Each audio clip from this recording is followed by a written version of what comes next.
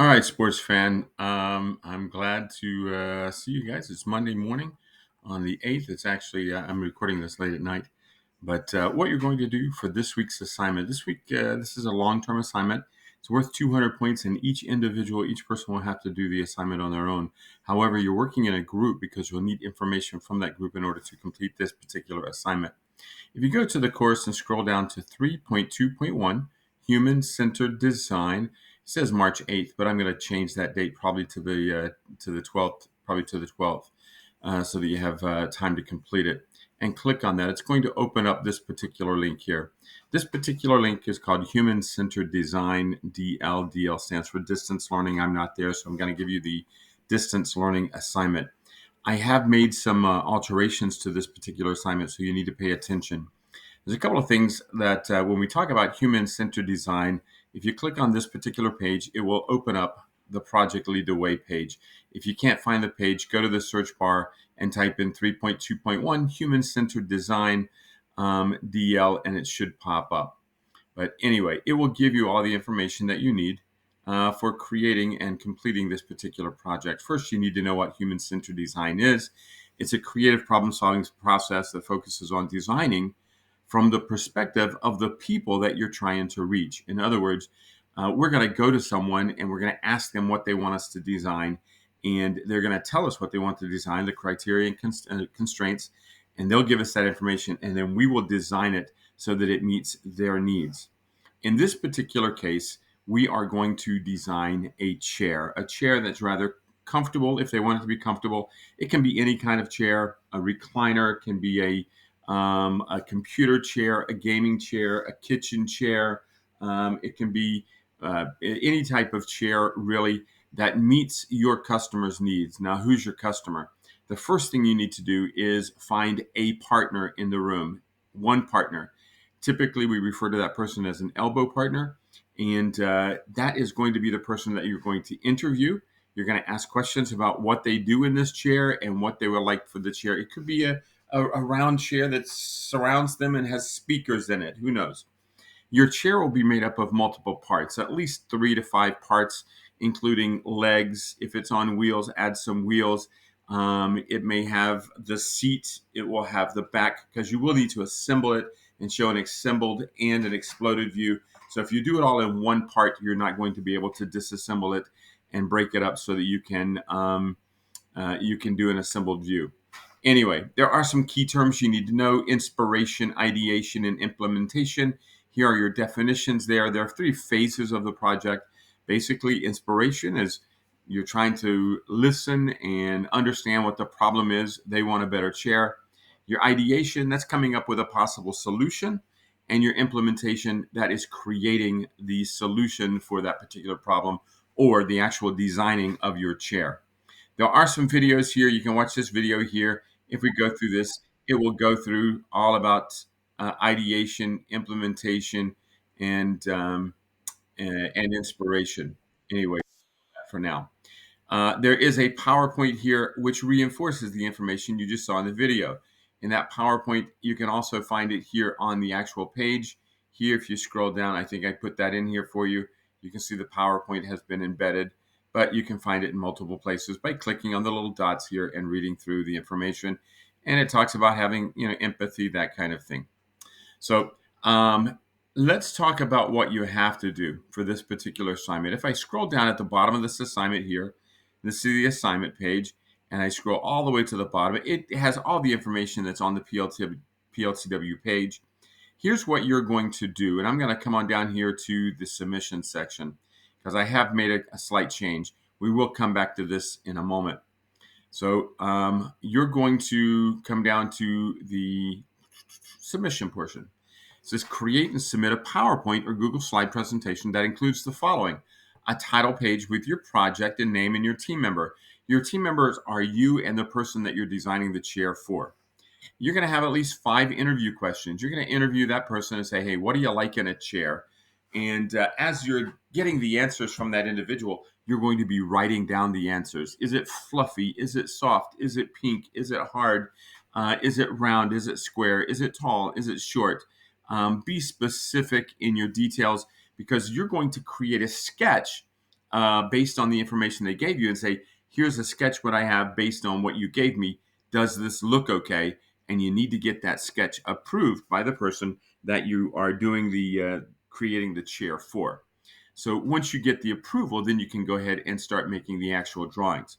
So what you're going to do is from that, you create a table or a list of the people that you've interviewed. In this case, I'm going to do away with this because in years past, I made you go out and interview 10 people to see what they thought was comfortable in a chair. And then you created a chair based on those 10 people. I'm not going to have you walk around the building talking to people, trying to interview people. Anyway, a description of the end user of the chair. Describe the person. He's a student, 18, I'm sorry, 15 years old, male or female. How much do they weigh? How much should the chair hold? That kind of thing. And a description of the end user that you're designing for, a list of the design criteria. Those are the things that you're going to ask about the chair. What is it that the chair must have? They may say the chair must roll. It must lean back so you can relax in it. It must be soft and comfortable. It must have a headrest. It must have armrests. So if those are the criteria, then make a list of the criteria. I think there's at least 4 or 5 criteria that you have to have. And then annotated sketches. You're going to sketch the ideas that you have for that chair. Now, notice it says at least 4. When I say at least 4, that means there needs to be 4 detailed. If it says you got to have wheels, show me details of the wheels. If they say that it has to have armrests, show me what the armrests are going to look like. The headrest, what it's going to look like. Show me what the chair is going to look like and give me some options to choose with. And then let the person that you're designing the chair for, your partner, choose which chair you're going to create. Now, that being said, that partner is also going to design a chair for you. So even though you have asked them questions, they're going to ask you questions. And it says consider the following: how comfortable, how durable, the ease of access, getting in and out, the ease of maintenance. Can you wipe it clean or does it have to be steam clean? The ease of movement. Does it roll or does it have to be lifted? Integration with other classroom systems. In other words, is the chair stackable? Is it foldable? Can you lean it against the wall? That kind of thing. Years ago, I used to make the students, I used to give the kids Play-Doh, and they took pictures and they made a clay model of the chair. And those were kind of disastrous. We should have used molding clay because Play-Doh does not stand up very well. So I've scratched that from this particular assignment.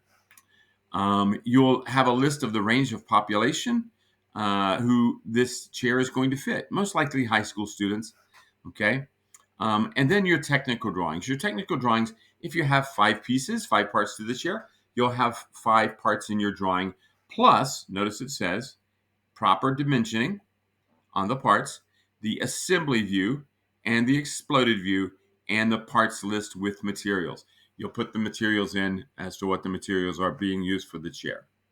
And then you have a bunch of questions here. How does the chair design address the needs of the target user?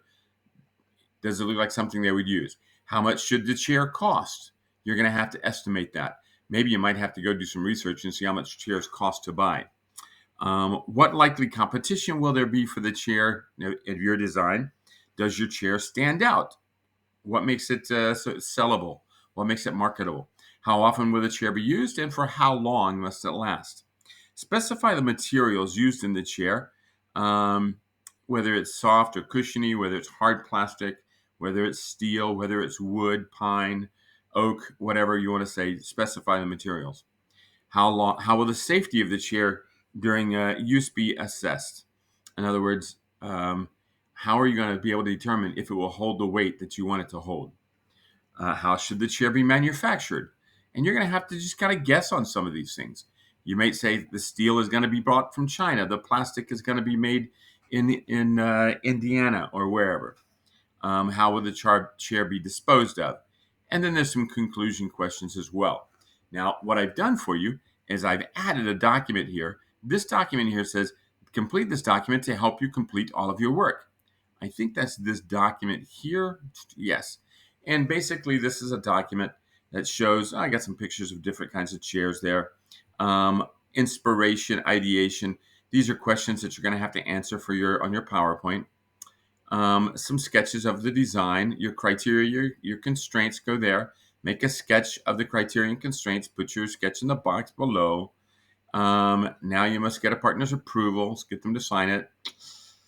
Once you've completed all the parts for the chair, well, lots of typos there, for the chair, create an assembled view of the chair, place the assembled view there.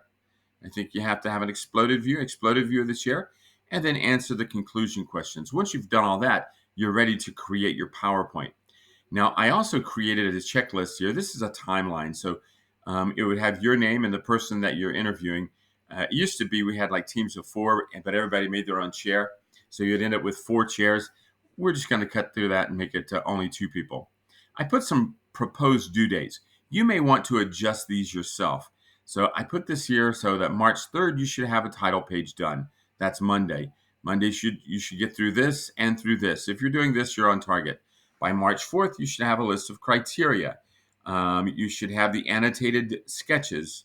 In other words, sketches with notes on it as to what your partner wants for a comfortable chair. And then a range of populations. You can figure that out. It's pretty easy. And then there's about 3 days built in. Friday, March 7th. I think that's the 7th. 4th, 5th, 6th, 7th. That's probably wrong. It's probably the 8th. By the 8th, you should have your technical drawings done. Okay? So if you have all your technical drawings done by the 8th, your assembled view, your exploded view, you should be good to go. By March 10th, answer the conclusion questions.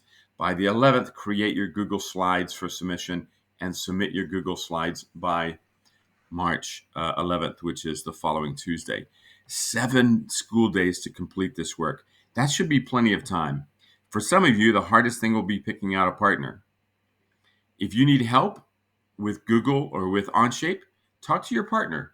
If you need help, talk to somebody else in the class. This is not a class, as you know, that you can be shy and get away with it. Turn to your partners for help. Turn to your classmates for help. If you can't get the help you need from them, then shoot me an email and I will try to assist you as well. Thanks for watching. Good luck. You have basically 6 or 7 school days to complete this particular projects.